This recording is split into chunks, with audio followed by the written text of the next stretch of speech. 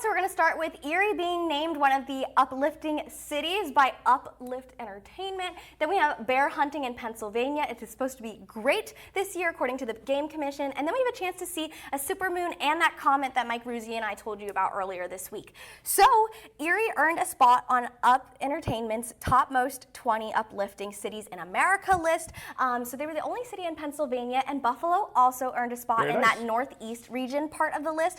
But Up Entertainment partnered with MRI Simmons to create this list, and they kind of just looked for cities where they saw, maybe it was on social media, maybe they polled people, but they had generosity, optimism, friendliness, volunteerism, and spirituality. Those were the big, greatest percentage of the population. That's how they earned the spot on the list. All that can be found right here in Erie. Yeah, I read the description. I was like, that is Erie. We love to volunteer. I think we have an optimistic outlook, and I think we're very friendly to our neighbors here in the area. Great to see. A lot of different divisions for this across Yes. the nation. So great to see Erie on the list. Moving on, though, bear archery season kicked off September 21st for certain wildlife management units in the area. And the Game Commission says that this year is going to be great for bear hunting, if that's what you're into, based on the numbers from last year. So almost 3,000 black bears were harvested last year, and these were big bears. The average was about 200 pounds for the women and the male bears. They get pretty big. They that's do, for sure. and that's why they're encouraging hunters this year that if you're interested in it, you should go out because they expect it to be just as good. And then last but not least, you have a chance to see the super moon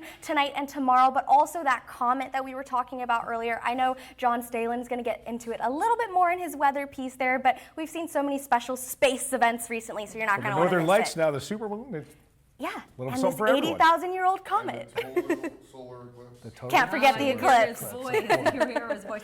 So we're going to transition on over to the Weather Center, but remember, these stories that we're talking about can also be found on our website, erienewsnow.com. So I guess, John, the big question is, what's the time frame where we could potentially see this moon?